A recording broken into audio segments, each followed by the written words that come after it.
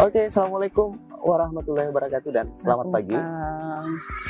Hari ini atau pagi ini yang cerah ceria ini kita lagi bersama dengan Direktur Pemberdayaan Nilai Budaya dan Fasilitasi Kekayaan Intelektual, Ibu Yayu Sri Budi Rahayu SOS MPD. Selamat pagi, Bu. Pagi, Pak. Sehat, Bu?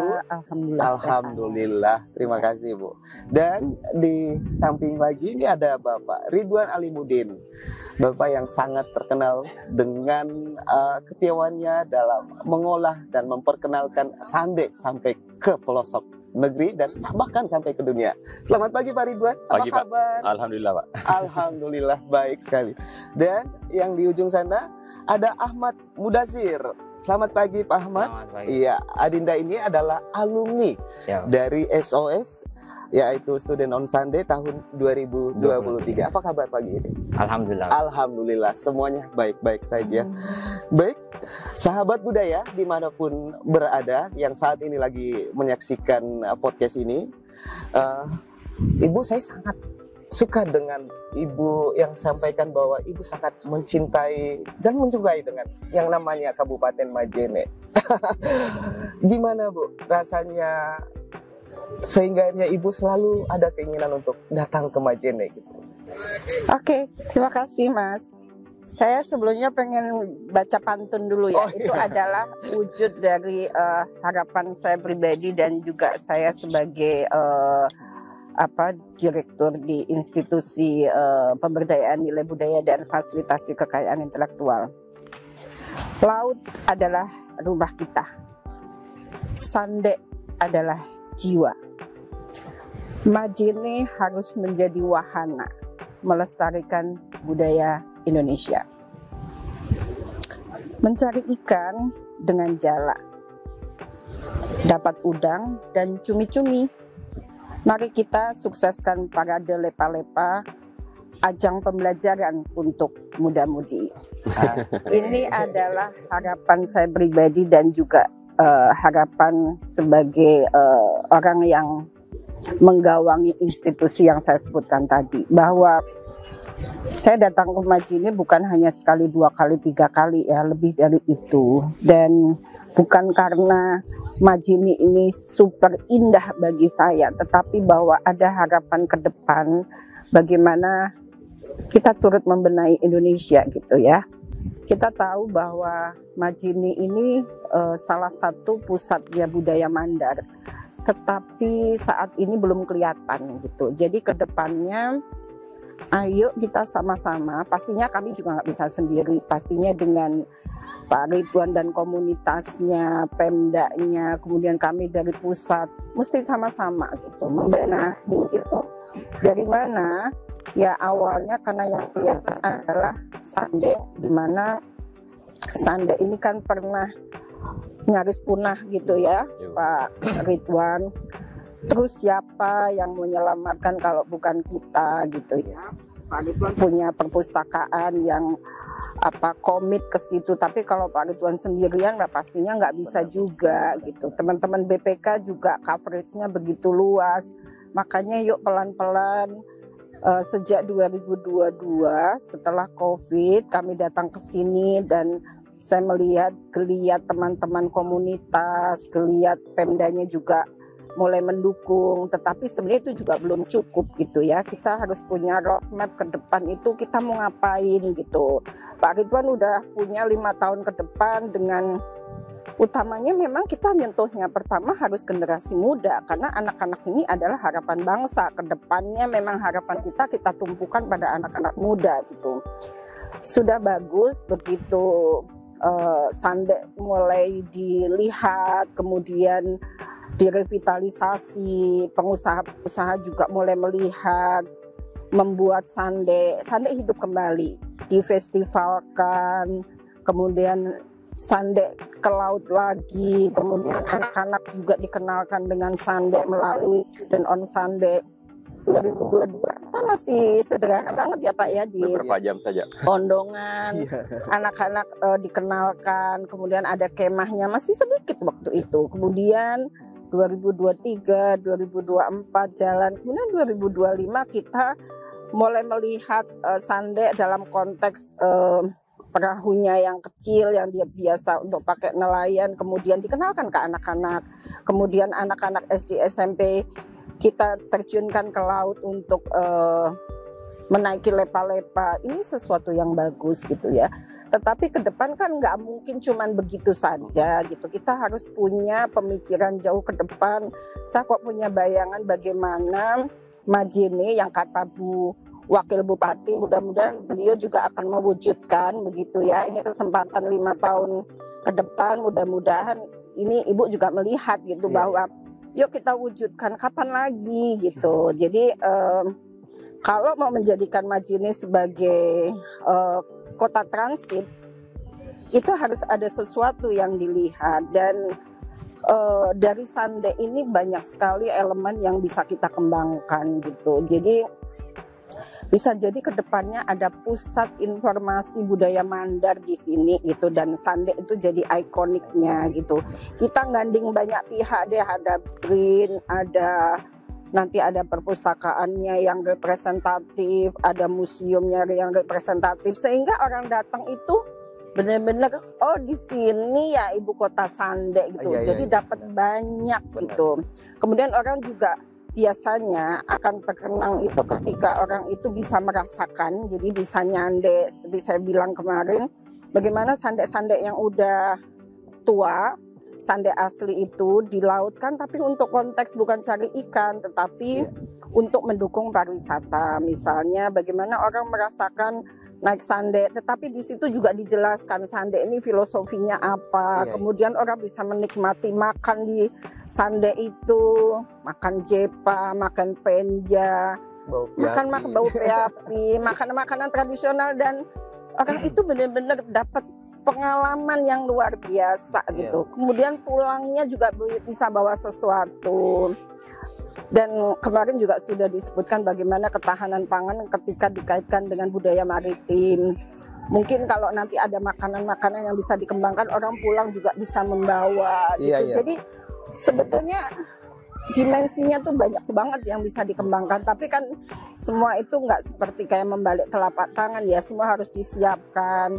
Gandeng semua pihak untuk datang ke sini, untuk memikirkan sama-sama. Pastinya Majene juga nggak bisa sendirian.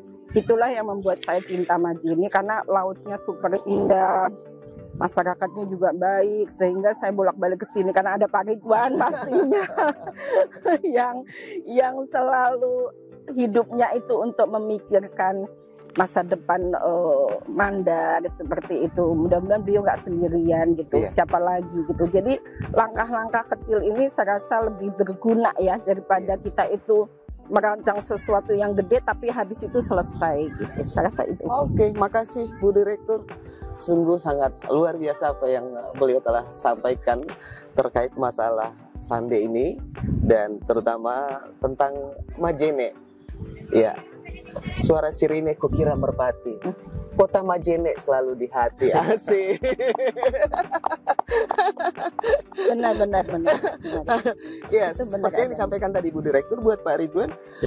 Sekarang bisa nggak dijelaskan tentang secara singkat ya asal usul dan makna filosofi dari perahu Sande ini, biar masyarakat luas semakin tahu bagaimana filosofi tentang Sande ini bagi seorang masyarakat Mandar. Iya, terima kasih Pak Bian ya. Sebenarnya ini Sande itu apa ya? Makanya dia disebut budaya tak benda. Iya. Karena di balik itu ada banyak tradisi. Jadi bukan cuma Sandenya toh yang fisik itu. Itu mulai tebang, itu sudah ada ritual penghormatan ke alam, memilih waktu, terus ketika mulai kerja melibatkan istri di rumah, anak-anak, ketika menyusun papan menggunakan usul itu Pak, semacam doa yang pengharapan. Jadi itu yang harus dilihat. Jadi bukan sandek fisiknya. Jadi sandek itu kan bisa saja punah. Benar. Sekarang itu tidak sampai 1 lusin Pak, sekarang yang asli. Oh, yang asli ya? Yang asli. Nah kalau itu punah kan tapi tradisinya jangan. Yang dibalik itu apapun perahu yang dibuat mau lepa-lepa tapi tetap ada itu. Jadi itu Pak yang simbol makna di Sande, bukan cuma di bendanya itu. Jadi budaya Sande ya, sebetulnya budayanya. Bukan Sande ansih fisiknya, tetapi budaya Sande. Jadi ketika jadi perahunya dipakai kerja, Dulu kan dipakai berdagang. Iya, benar. Komoditas apa yang dibawa, ada rempah, ada bawa sarung, ada benang. Makanya sarung-sarung Mandar sampai ke Sumatera Barat, Oh ya. ke Ternate, Iya. terus Surek Panggulu Padang ya. Surek Panggulu Padang itu. Jadi Iya. itu harus dilihat juga. Iya, iya. Makanya lewat Student on Sunday ini dia semacam gerbang masuk Iya. untuk mempelajari banyak hal. Iya, iya. Sebelumnya kan kita belajar tentang Karoro. Karoro, Bagaimana iya benar, orang tahun Mandar, lalu. Saya ingat tahun lalu. Iya. menenun Karoro untuk layar terus Iya. tayang kan. Nah sekarang ini tentang JEPA. Iya, Jepa lagi Logistiknya itu ya JEPA itu pintu masuk untuk mempelajari logistik yang Oh, lebih iya. luas. sekarang. Benar. Bahwa orang Mandar juga ya bawa katong, sagu, Iya, iya. terus komoditas yang lain bawa pisang. Malah di bukunya itu Christian Pelleras Bu, manusia Bugis menyebut bahwa makanan pokoknya orang Mandar itu pisang dulu, Oh iya, bukan beras. bukan beras Jadi ya. tidak terkenal Kita dengan harus mengembalikan pada ekosistemnya ya. Iya, betul, Bu. Benar. dan sekarang jejaknya cuma kelihatan di ritual. Oh, Setiap iya, benar. ritual pasti ada pisang. Ada pisang, benar-benar. Tapi benar. kita tidak Apapun ritual yang ada di mengalami Mandar ya. Iya, nah itu Bu yang kami mau Tidak menjadi jelaskan. implementasi di lapangan. Ah, Iya. Jelaskan ke generasi Y bahwa ini kita ada tradisi. Makanya kenapa Lokatira itu Nah, berkaitan dari doa. oh doa ya. Itu benar, tira Bu dalam bahasa Mandar artinya sehat. sehat ya. Matira ya. Tira. Jadi Iya, harapannya ketika ada ritual di sini ya yang hadir itu sehat. Iya, iya. Gesit. Masya Itu Allah. idenya. Jadi ya itu di setiap pembuatan sande mau lomba apa semua itu Bu. Jadi itu Pak. Iya, iya. Apa ya filosofi yang lebih luas di balik perahu sande. Benar. Ya, terima kasih Pak Ridwan. Saya ke adik yang alumni nih. Iya, Pak. Apa pelajaran yang paling berharga ketika Anda mengikuti Student on Sunday tahun lalu? Apa yang dapat didapatkan gitu dari segi budayanya? Oh ya, dari kalau kita berbicara dalam segi budaya ya Pak ya, Iya, tentunya ini adalah sebuah privilege buat saya untuk belajar dalam mengikuti kegiatan Student on Sunday. iya. Terima kasih telah menyiapkan ini Pak, karena memang fakta menariknya dari keluarga saya adalah keluarganya itu backgroundnya itu seorang nelayan. Oh iya, iya. Ya, kakek saya seorang nelayan, seorang pas sande juga, tapi dalam kehidupan sehari-hari saya tidak belajar tentang sande. Padahal punya. Padahal punya. Masya Di Allah. rumah punya. Nggak pernah naik juga. Tidak pernah naik juga karena kakek saya khawatir. Oh iya, iya. Ini anak, kau jangan melaut, Nanti Iya. tidak sekolah. nanti tidak sekolah, nanti Iya, iya, tidak iya. belajar. Tapi saya merenungi pada saat itu Iya. bahwa lah kenapa saya dilarang untuk belajar gitu? Iya. Karena saya pikir para nelayan ini adalah semacam pekerjaan yang menurut saya itu sebuah pekerjaan yang bukan hanya mempunyai resiko yang besar tapi keuntungan yang besar. Apalagi kemudian kalau pemerintah itu mengolah ikan itu secara baik, mengimpor ke atau segala macam, maka pemberdayaan para nelayan itu sangat luar biasa.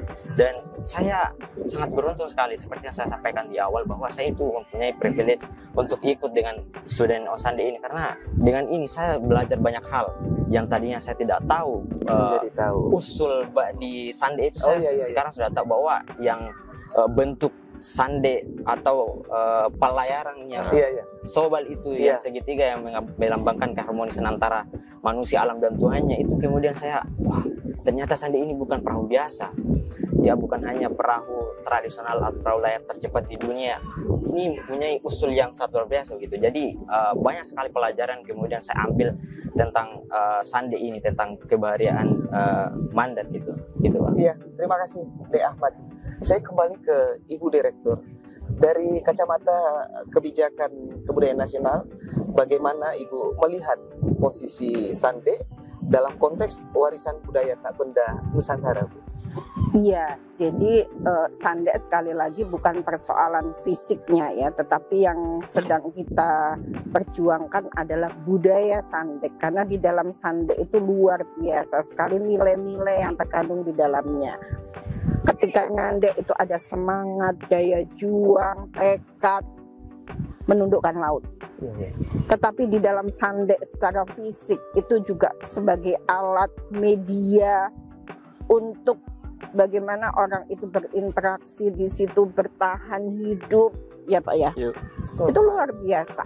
Bahwa kalau tadi adik menyampaikan bahwa pola pewarisan itu memang sudah berlangsung lama dihentikan gitu. Iya. Jadi nenek moyang sendiri nggak punya mindset bahwa ini tuh bagus. Mungkin mereka hanya menjalani dari sana-sananya gitu ya, dari nenek moyangnya dia kenal, dia lanjutkan. Tetapi dia nggak tahu makna filosofinya gitu. Dia hanya menjalani saja.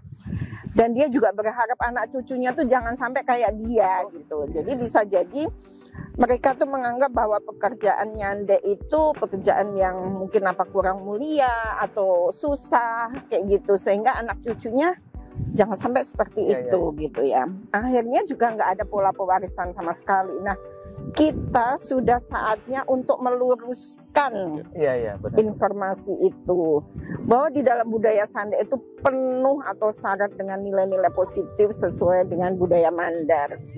Di mana nenek moyang kita itu sangat luar biasa, kearifan lokalnya yang sangat dahsyat. Nilai-nilai itu yang harus kita ambil dan kita wariskan kepada anak cucu kita gitu. Karena sekarang ini udah terjadi polarisasi yang sangat masif luar biasa. Anak-anak itu nggak ngerti masa lalunya gimana, kedepannya juga mau ngapain nggak ngerti. Jadi generasi yang bingung di tengah di sini. Jadi seperti kemarin kita diskusi budaya maritim, di mana kita punya kearifan lokal. Kenapa makanan-makanan yang dimakan oleh nenek moyang itu orang udah nganggep kuno, padahal itu dari nilai gizinya, kemudian bagi kesehatan luar biasa. Dan kebanyakan memang kadar gulanya minim. Sehingga orang dulu kenapa pada sehat-sehat panjang umur, karena dia tahu bahwa makanan-makanannya yang dimakan juga nggak aneh-aneh. Dan itu cukup di sekitarnya, nggak kemana-mana. Sekarang kita repot makan siang apa, makan malam apa, nyari-nyari yang nggak ada.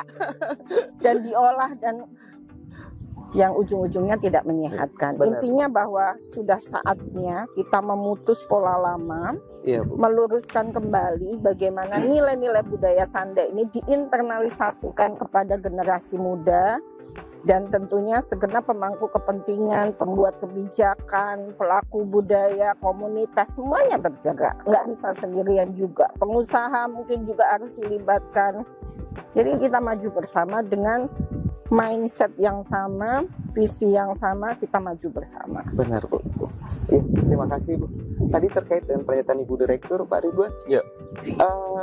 Sekarang kan pandangan masyarakat, kami ingin tahu ini, pandangan masyarakat terkait terhadap Sande, apakah itu masih dianggap sebagai identitas kultural utama atau bagaimana, Pak? Iya, jadi memang selama ini Pak ada stereotip bahwa pas Sande atau nelayan secara umum itu kelas bawah. Oh ya, itu. Makanya contoh tadi kan dia mau anaknya, kau jangan melaut, pergi sekolah. Benar.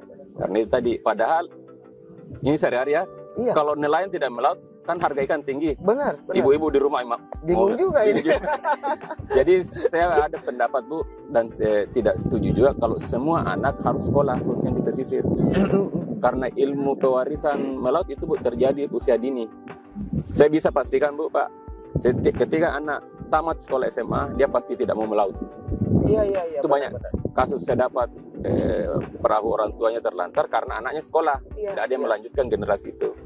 Jadi kami melihat pola ini mungkin harus diluruskan juga. Kalau sekolah itu mungkin harus ya, tapi maksudnya pendidikan itu bisa homeschooling, bisa dengan cara yang macam-macam, nggak harus strict sekolah yang harus berada di sekolah, tetapi emang anak harus sekolah, harus mengenyam ilmu, tetapi metodenya aja yang nah itu yang kami mau ubah seperti itu. Ada mungkin sekolah alam, mungkin sekolah laut, kayak gitu bisa diadakan kan, sesuai dengan kearifan lokal yang ada gitu, nggak harus sekolah-sekolah yang konvensional gitu. Jadi mungkin juga perlu dipikirkan buat anak pesisir adalah sekolah laut gitu. Jadi bagaimana mengenal laut dan segala macam. Tapi kalau dia baca tulis segala macam, dia harus bisa. Dia nggak boleh bodoh gitu. Tetapi mungkin metode pembelajarannya yang harus disesuaikan. Ya betul, Bu. Jadi seperti itu, Bu. Dan yang metode ini SOS, Bu, itu kami semacam, makanya kami uji coba ini Pak 5 tahun karena mau melihat polanya.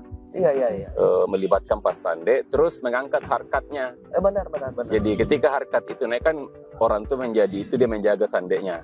Dan kami juga beberapa contoh, ini bukan cuma satu, ada beberapa contoh teman-teman orang tuanya juara 1 Sanderes, anaknya tidak pernah mangguling. Nanti di SOS dan kegiatan-kegiatan baru ikut, Bu.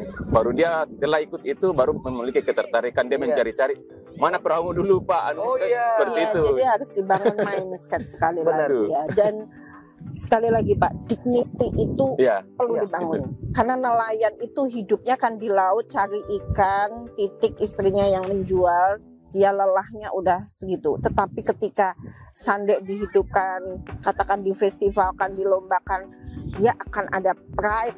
Iya, Bangga, benar. aku tuh bisa kayak gini. Benar. Jadi kita orang itu kan harus ditempatkan pada posisi yang sebenarnya begitu Iya. ya. Ketika dia melaut itu hal yang biasa banget, tetapi ketika sandek itu dijalankan di laut, dilombakan, dilihat orang banyak, Iya. itu pride-nya dia Benar, itu benar. akan tumbuh gitu. Benar. Itu, Jadi Bu. memang perlu. banyak orang ya, kenapa ini nelayan bersemangat sekali lomba? Ya, Karena menurut riset saya Bu, itu satu-satunya event mereka dibicarakan. oh iya iya. Karena dia hidup dalam senyap, Benar. berpacu dengan ombak. Benar, Bu. Kalaupun dia mati pun orang juga Iya. nggak tahu Iya, kan, berjuang dengan nasib mencari ikan dan segala macam, dan dia nggak banyak dibicarakan. Paling kalau ada kasus kemudian ada peristiwa eksiden misalnya, Iya, baru terangkat baru ya. seperti itu. Tapi bukan karena jasanya dia, itulah makanya kenapa kita itu harus tahu diri ya, bahwa kita tuh bisa hidup, ada petani, ada nelayan, tetapi jarang sekali itu dibicarakan. Iya. Menjadi nggak kayak di Amerika gitu ya, ada apa hari tani day yang Iya iya. orang tuh dihargai. Mungkin nelayan, mungkin kita juga saatnya bagaimana kita menguangkan, mengorangkan nelayan, petani, sehingga mereka tuh juga timbul kebanggaan gitu. Bagaimana kerja keras nggak dihargai, bukannya nggak dihargai dalam arti ya itu tadi, ketika orang nggak ada yang melaut, ikan tinggi pada ribut gitu kan. Tetapi jasa mereka itu kan nggak pernah Nggak pernah diapresiasi. diapresiasi Iya, benar. secara nyata gitu loh. Oke. Iya, lanjut Pak Ridwan. Ini yang membedakan antara sande sebagai perahu tradisional bandar dengan perahu-perahu yang ada di Nusantara lainnya. Iya. Apa saja? Jadi paling tidak ada dua jenis perahu Pak, yang bercadik. Iya. Ada semacam sepeda terbalik di kiri kanan, Oh iya. sama Orang yang bandar bilang palato ya. palato, Iya. yang disusun dari papan. Iya. Itu biasanya. Jadi kira-kira analoginya ya, satu trek Iya. kayak definisi Pak Dewaka itu mobil trek, Trek. Iya. mobil anu lah kontainer. Iya iya iya. Tapi kalau sande itu ya mobil pick up. Iya iya. Jadi masing-masing ada kelebihan kekurangan. Jadi pick up kan lincah, masuk lorong-lorong, kampung-kampung. Iya iya iya. Tapi kapasitasnya kecil. Benar benar benar. Nah, kontainer bisa bawa banyak, Iya tapi iya. Anda bisa masuk. Nah, itu sande pulau-pulau kecil, terus laut dalam. Jadi itu Pak. Nah, menurut penelitian Pak Horst Liebner, beliau antropolog maritim, perahu puncak evolusi perahu Austronesia itu sande. Sampai hari ini Bu masih berevolusi. Gara-gara ada sande race. Oh iya iya iya benar. Jadi benar. para Gitu. tukang. Jadi efeknya ke situ ya. Iya Bu, karena awalnya kan perahu nangkap ikan kan lebar. Awalnya lomba pakai perahu nangkap ikan Bu. Iya iya. Tapi mereka kalau tebal begini apa kan lambat, mereka Iya, makin akhirnya perkecil. buat iya, khusus perkecil. Makanya ada jenis sejak tahun 2000 itu Bu muncullah perahu jenis sandek lomba. Ya memang didesain untuk lomba. Nah, kelemahannya itu sandek lomba Bu, tidak bisa nangkap ikan lagi. Tidak bisa juga orang-orang mau naik menikmati sandek itu tidak bisa. Berarti yang tradisional aja lah, mungkin diwariskan, orang bisa naik di situ jadi pembelajaran. Tapi semua itu kan juga berkembang ya. Ya. Kalau masalah fungsional sekarang mungkin karena seperti dibilang bahwa ikan juga udah mulai ke tengah, mungkin karena faktor dan segala macam. Mungkin kalau pakai sandek yang biasa mungkin tidak optimal. Jadi nggak apa-apa. Kita itu harus melihat segala sesuatu itu secara holistik gitu ya. Tetapi bagaimana pola pewarisan itu tetap berjalan. Ya, makanya itu Bu, sanderes tetap jalan. Nggak apa-apa terus berkembang, berevolusi, tapi sandek klasik yang asli jangan sampai punah. Jangan Iya, sampai punah. Nah, Jadi tetap harus ada Pak ya. Makanya ini lewat student on sande, Iya. yang dengan sendirinya Bu, ketika ini terawat sande yang asli, kalau ada orang yang mau menikmati wisata Iya. bisa pakai ini. Oh iya iya iya, yang sande klasik Sande ini. klasik. Dan itu juga harus di-manage, dikelola dengan baik gitu ya. Jadi sandek-sandek tradisional, sandek yang asli juga harus di-mapping, masih ada berapa, penata laksanaannya juga seperti apa. Kalau nelayan tidak dapat inputan apapun dari sandeknya yang ada, seperti kakeknya, siapa namanya? Ahmad. Ahmad, lama-lama dijual aja atau Iya, mungkin benar. dibongkar aja karena tidak mendatangkan nilai ekonomi. Nggak ada Tetapi value, kalau ya, pemerintah punya kebijakan, katakan ini di mapping kemudian disewa sehingga dia juga dapat masukan dari situ, sehingga dia juga merasa bahwa aku punya sande ini juga ada manfaatnya gitu. Kalau cuman dipinjam nggak ada apa-apanya juga, itu namanya juga tidak memberdayakan masyarakat juga. Iya, iya. Jadi saya sudah 2 kali Bu beli sande klasik. Itu harganya 5 juta. Wah, kalau saya dekat saya beli, Pak. Nah alhamdulillah Bu, yang ini sekarang yang saya restorasi itu umurnya 45 tahun. 45 Kami pakai kemarin ekspedisi Bajo, sekarang berlabuh di Parigi, simpan di Parigi, terus Parigi Motong. Parigi Motong Bu. Nah yang itu yang di atas museum itu Nusa Pustaka saya donasikan ke Korpala Unhas. Mereka pakai ekspedisi ke Thailand ini Juli. Oh iya, iya. Nah ini juga ya, ketika kita ngomongi kampus, kita nggak mungkin nggak melibatkan kampus. Coba di mapping di Sulawesi Selatan itu ada berapa kampus? Suruh beli. Ini kita libatkan SOS Bu ini. Pertama kali ini ada Usul Bar, Ada sama Stein. Stein sudah ada, bahkan Stein DDI juga. Iya. Jadi Pak, sebetulnya kalau sande yang tradisional masih ada berapa di sini? oh yang Terhitung nggak? ya ini Bu yang hadir. Sekarang yang hadir ini Bu 9. Ada 9. Ini semua klasik Pak ya. Klasik semua. Dan mungkin pengusaha-pengusaha juga sebagai bentuk CSR-nya suruh bikin sande klasik untuk didedikasikan untuk pembelajaran. Iya Bu, Bisa jadi juga tuh, bisa seperti jadi Bu. itu. Misalnya Pak Fia alumni SMA 1. Misalnya mampu ini saya mau donasikan untuk SMA 1 sande. Itu bisa semangatnya begitu kolaborasinya Bu. Jadi kan ide jangka panjangnya ini SOS Bu, setiap sekolah punya sande. Nah kembali tadi kasus jual sande Bu, misalnya 5 juta ya. Nah dengan adanya SOS ini itu tidak pernah lagi kasus sande terjual. Iya. Karena si pemilik, masa saya kalau jual kan cuma 1 kali dapat 5 juta. Benar.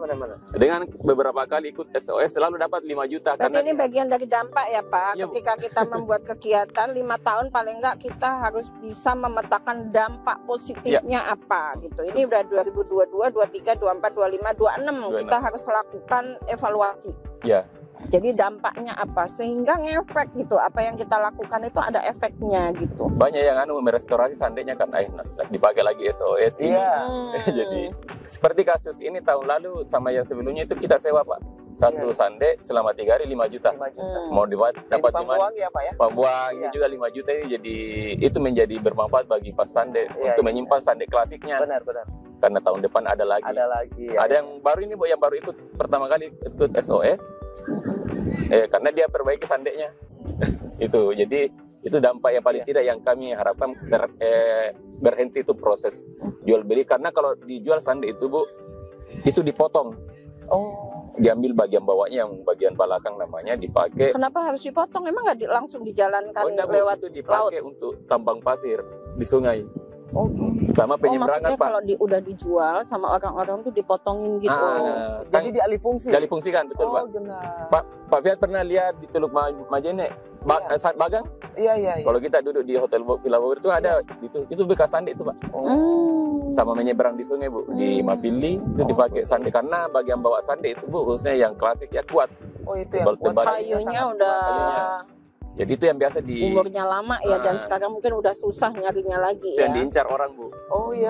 Nah yang sande itu saya pemilih saya daripada terlantar saja sande itu terus disempat, yang ini saya jual. Itu Bu. Padahal orang cuma ngambil yang di bawah. Di bawahnya itu ada yang kasus dia menangis lihat karena sande anunya itu dipotong di atas. Karena cuma bawahnya yang diambil. Di bawah ya. Itu. Makanya kita harus cari solusi terbaik gitu ya. Mungkin nelayan dalam kondisi yang terjepit atau seperti apa juga, dia punya benda yang dia juga merasa tidak dimanfaatkan lagi, kemudian tidak menghasilkan apa-apa juga. Jadi pemerintah bersama komunitas harus memikirkan solusinya gimana gitu. Pasti menangis lah ya yang punya itu adalah alat untuk berjuang dia selama bertahun-tahun, mungkin menghidupi anak cucunya. Tapi kemudian nasibnya seperti itu gitu. Nah ini harus jadi catatan penting bahwa kita harus carikan solusi itu gitu. Dan saya kembali ke Ade Ahmad nih, selaku alumni SOS. Apakah ada perbedaan yang Ade dirasakan ketika sebelum mengikuti dan ketika setelah selesai mengikuti SOS ini? Ayah, Ini terkait dalam kehidupan sehari. Iya, Apakah baik. ada perbedaan yang dirasakan? ya tentunya banyak sekali perbedaan yang saya rasakan, bukan hanya kepada apa ya tadi yang saya sampaikan di awal tentang masalah praktik dalam Mas Sande itu, tapi juga dalam ilmu saya tentang kebaharian yang khususnya di Mandar. Saya belajar bahwa seperti yang Kak Iwan sampaikan tahun lalu itu waktu dia jadi pemateri tentang masalah kebaharian Mandar itu, tentang masalah gaya hidup, budaya dan sistem ekonomi dalam masyarakat Mandar itu banyak kaitannya dengan yang namanya laut. Dan menurut saya sebagai generasi muda itu, saya berpikir bahwa laut ini bukan hanya semacam tempat atau sebuah mata pencaharian bagi nelayan Mandar, tetapi juga ada di situ sebagai simbol identitas, spiritualitas dan semacam hubungan emosional gitu. Jadi saya juga mau cerita tentang masalah pemberdayaan Sande juga, tentang di rumah saya itu, rumah nenek saya itu, dia itu menjual mesinnya, sandenya, tapi dia sisakan yang gulingnya, Pak. Oh, yang kemudi. Nah, ya kemudinya. Kenapa dia sisakan? Karena itu ada semacam rasa emosional. Oh iya. Karena memang umur dari gulingnya itu mungkin sekitaran 50 tahun dari bapaknya juga dulu. Jadi dia simpan baik-baik itu. Dan memang juga itu menandakan bahwa dia juga selalu ingat dengan istrinya. Oh gitu. Karena itu yang Selalu dipeluk ya selalu dipeluk Ya. selama melaut. melaut. itu yang belakang itu. Oh itu yang selalu dipeluk. Ya. Makanya kan ada lagu. Iya. Mereka nggak digulim. Teke nggak digulimbu, ayah. Sampai sedih loh Pak Ridwan. Karena itu jiwa ya, jiwa belahan jiwa benar ya. Jadi nenek saya itu waktu dia jual, dia punya lopi Sande itu, dia tuh bilang sisakan gulingnya. Kenapa? Dia tidak bicara.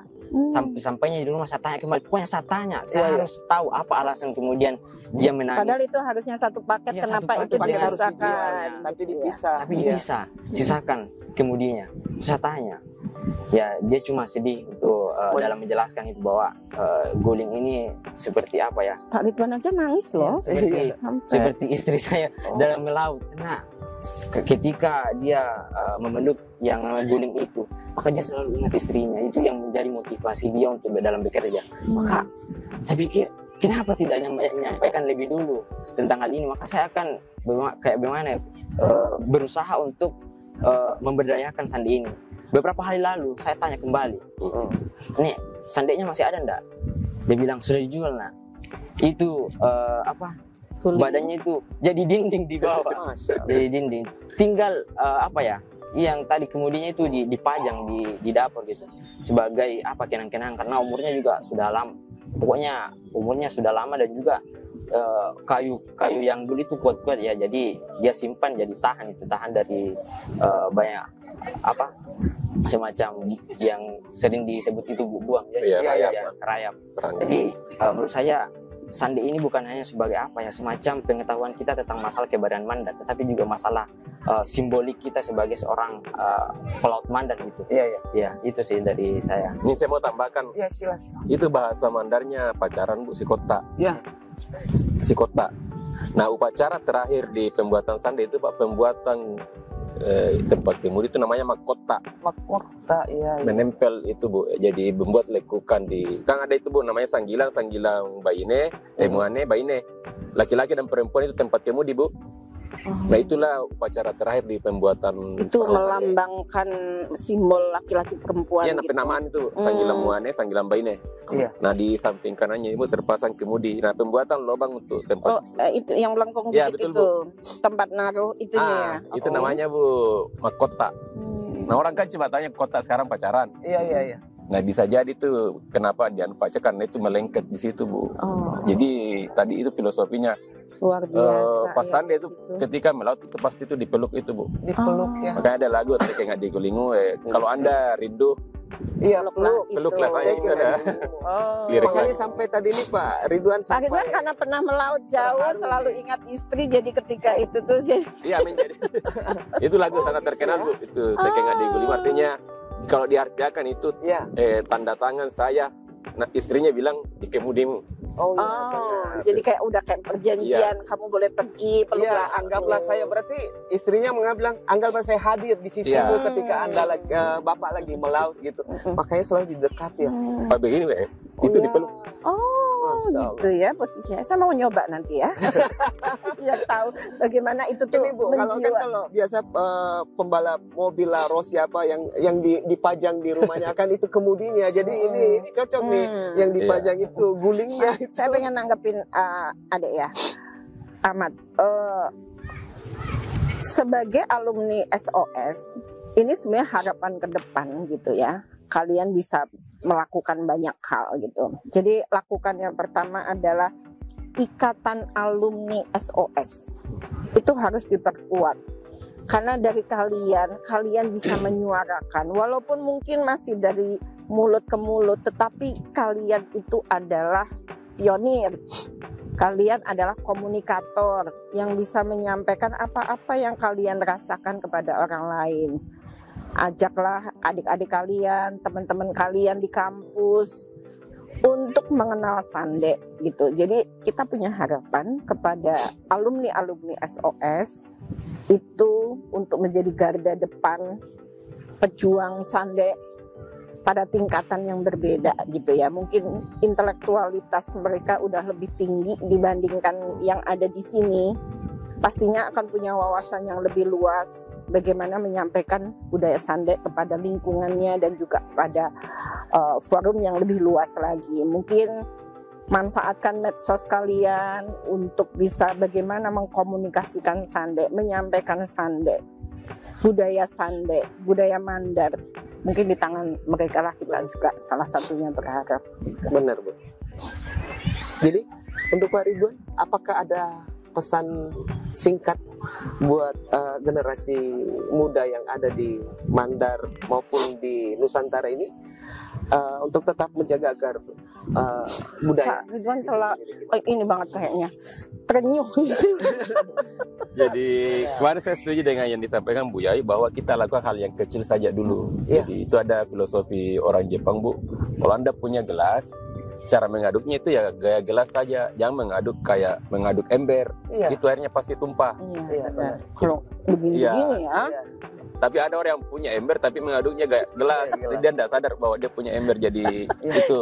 Jadi Ya. disesuaikan dengan Ya, wadahnya itu aja menjadi ya. kita sekarang jangan terlalu mau besar, tapi hal-hal kecil Hal tidak kecil dilakukan. seperti- Jadi misalnya seperti ini kan, Iya. paling tidak dia tahu sejarah histori kemudi kakeknya. Itu kan Minimal menunjukkan kita ingin itu. menyiapkan Pak Ridwan muda Iya, gitu. Pasti Pak Ridwan nanti ada waktunya juga gitu sehingga sudah muncul generasi-generasi muda yang siap menggantikan Pak Ridwan. Gitu. Nah itu ketika ini pengalaman saya Bu, ketika kita fokus kayak hal-hal kecil saja, maksudnya tidak terlalu itu dengan datang sendiri. Misalnya waktu Bu Yai menawarkan, itu kami sudah punya pondasi. Iya. Jadi makanya gampang ini membuat SOS karena pondasi, misalnya riset, Iya. jaring, hal-hal apa yang akan disampaikan itu sudah ada. Sudah ada. Ya. Nggak cari-cari ya, Nggak cari-cari. tinggal memformulasikan gitu. Jadi itu yang harus dilakukan. Benar. Nah jangan yang banyak yang kelabakan ini ada anggaran apa yang mau lakukan itu jadi Bingung jauh. sendiri aja.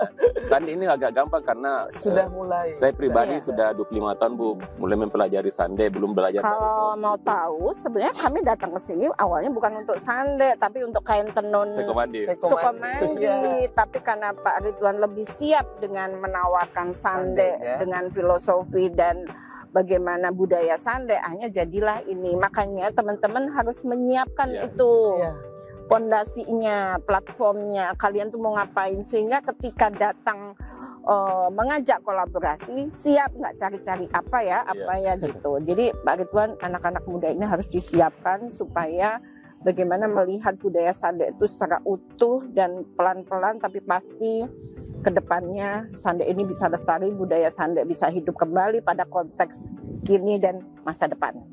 Iya. Baik, untuk Ahmad, jika bicara tentang Sande, apa yang ingin disampaikan ke generasi muda seusia Ahmad maupun adik-adik Ahmad? Ya, baik. Ini juga saya mau sampaikan juga tentang masalah Sande ya. Jujur, tahun lalu bulan Agustus itu saya lolos dalam suatu forum di Jakarta kemudian saya memakai lipak sakbe ke sana Iya. sebagai sebuah identitas. Kemudian teman saya itu menanyakan, itu gambar apa? Sande. Sande itu apa? Sande itu perahu layar tercepat di dunia. Oh, ternyata dari Indonesia. Iya, dari Indonesia. Dan mereka heran gitu. Mereka nggak tahu sande itu apa, dan pada saya jelaskan. Ya, itu juga menjadi keuntungan setelah sebelum dan setelah saya mengikuti sande itu, saya semacam sebagai duta sande gitu, Pak. Selayaknya duta adalah menyampaikan apa yang kemudian dipelajari gitu. Dan harapan saya adalah jangan untuk para generasi muda ya, terutama pada hari ini, bahwa jangan malu ketika nenek moyangnya adalah seorang pelaut ulung. Iya. Itu saya. Jangan Ada lagunya, jangan sampai cuma lagu doang itu. Nenek moyangku. Iya. jangan sampai, karena saya punya teman di kampung saya, dia itu malu sekali ketika jujur dalam bahwa bapaknya adalah seorang pelaut ulung. Dia malu. Kenapa kamu gengsi gitu? Iya. Saya bilang, kenapa gengsi? Pelaut itu adalah bukan semacam pekerjaan biasa, tapi pekerjaan yang sangat luar biasa, tentunya mempunyai makna atau filosofis yang sangat luar biasa. Tentunya di dalam sande juga mempunyai makna, bukan hanya sande biasa, tetapi dalam sistem, kalau saya lihat dalam pendidikan itu banyak sekali yang bisa kita ambil. Gotong royong, kepemimpinan, bagaimana ketika sande pas sande para sawi 8 orang itu saling bekerja sama, gotong royong untuk mencapai tujuan yang sama gitu. Jadi itu yang saya ambil pelajaran penting, dan kemudian saya implementasikan ketika saya sekolah dulu di organisasi. Saya adopsi itu kehidupan para pasande itu ke organisasi saya gitu. Dan itu aja untuk masalah menyampaikan tentang sande kepada para remaja saat ini, para generasi muda, bahwa jangan malu ketika ditanya siapa nenek moyang. Sampaikan dengan rasa bangga bahwa nenek moyang saya adalah pelaut ulung. Iya. Maka itu yang kemudian menjadi suatu kebanggaan dan simbolik kita sebagai seorang yang berada di suku Mandar gitu. Ya, internalisasi nilai-nilai itu Ya, yang penting. Pola pewarisan, internalisasi nilai, dan itu mindset ya. Kenapa orang nggak bangga? Itu karena mindsetnya yang salah. Bagaimana menumbuhkan kebanggaan diri bahwa aku tuh kayak gini tuh harus disyukuri, harus bangga. Cuman yang terjadi adalah sebaliknya, dan kita saatnya untuk mengembalikan kembali. Salah. Itu Pak Hors pernah marah di ruang kelas karena dia slide, dia tampilkan tukang. Itu mahasiswa ketawa-ketawa. Dia marah. Kenapa, Mak? Malu sama nenek moyang. Iya, benar. Jadi itu yang contoh harus kita seperti tadi. Jadi kita harus itu menumbuhkan pride itu, Bu. Oke. Dari sini saya bisa menggali begitu banyak hal-hal yang saya juga tidak tahu tentang makna dan filosofi tentang perahu sande itu. Bagaimana sande sehingga akhirnya menjadi satu hal yang sangat dihargai oleh masyarakat yang ada di Tanah Mandar. Jadi disinilah kita bertujuan untuk membuat sande itu menjadi salah satu warisan budaya tak benda yang ada di Provinsi Sulawesi Barat, khususnya ada di Tanah Mandar.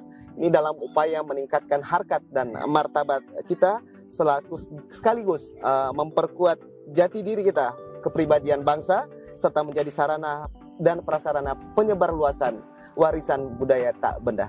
Terima kasih Bu Yayu, terima kasih Pak Ridwan, terima kasih Pak Ahmad. Sampai jumpa podcast selanjutnya, dan jangan lupa sahabat budaya untuk tetap follow media sosial BPK Wilayah 18 untuk mendapatkan info menarik tentang kegiatan kebudayaan lainnya. Sampai jumpa. Terima kasih. Assalamualaikum warahmatullahi wabarakatuh. Waalaikumsalam.